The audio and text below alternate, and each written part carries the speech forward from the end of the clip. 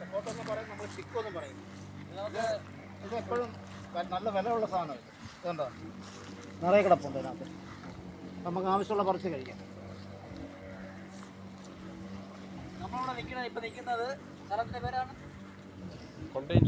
കൊണ്ടേലിപ്പ്.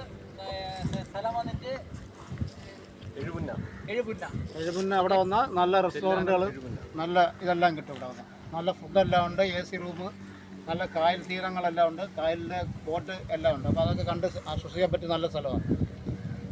നല്ല ഫുഡാണ്. കരിമീൻ ഇവിടുന്ന് തന്നെ പുള്ളിക്കുണ്ട്. അവിടുന്ന് അവർ പിടിച്ച് നല്ല രീതിയിൽ ഫ്രൈ ചെയ്ത് തരും.